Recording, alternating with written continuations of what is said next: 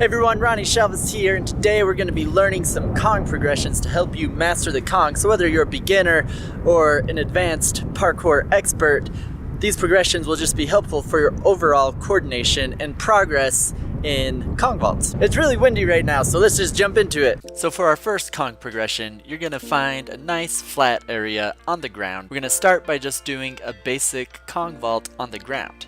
Now you're going to start in a crouching position and then just reach your hands out a little ways in front of you and just jump and pull your feet to your hands. It helps to pop your hips up a little bit, and as you are practicing this move, you're going to slowly start trying to dive out further and further. You're actually having to go into a diving motion and then tuck your knees in to bring your feet to your hands. You can then also practice seeing how far you can clear your feet past your hands on just flat ground. Once you've mastered the Kong motion on ground, then go ahead and try and incorporate it into quadrupedal movement by doing them consecutively and see how smooth and fast you can get the motion.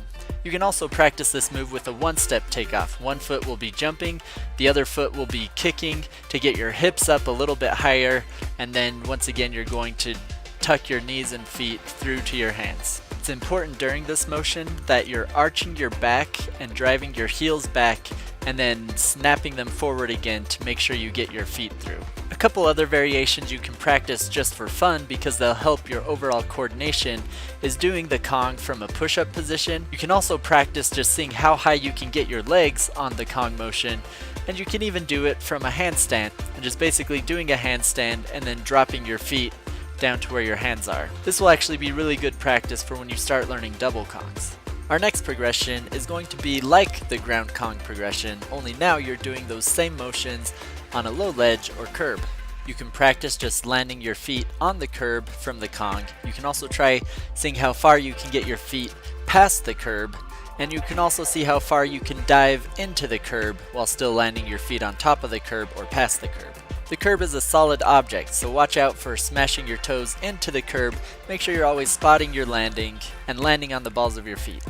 Now you're going to want to find a ledge about waist height, and if it has some distance to it, that'll make you feel a bit safer as you're practicing our next progression. And you're going to place your hands on the top of this object and practice initially just popping one foot up onto the wall. Doing this 1 foot pop-up is just a little bit easier before attempting the 2 foot pop-up. If you feel like that's pretty easy, then go ahead and try and pop up with 2 feet.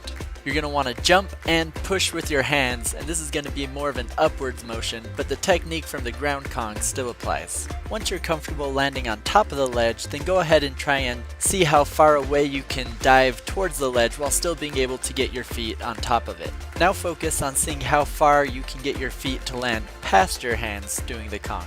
Now at this point, you're basically doing the Kong. Now it's a matter of whether you want to attempt the Kong on this wider ledge or go to a smaller ledge or a bench or something with less width so it's a little bit easier to clear your feet over. Now that you've mastered the Kong, go ahead and get creative with it, practicing the different variations of doing diving Kongs, Kong precisions, just seeing how fast you can do parkour lines using Kongs, and even attempting double Kongs or triple Kongs or screwdriver Kongs. There's so many Kongs. Sky's the limit when it comes to Kongs. It's just a matter of practicing, staying safe, and just having fun with it. Don't be afraid to unleash your inner monkey, your inner Kong. So there are some Kong progressions for you, whether you're an advanced parkour athlete or a beginner.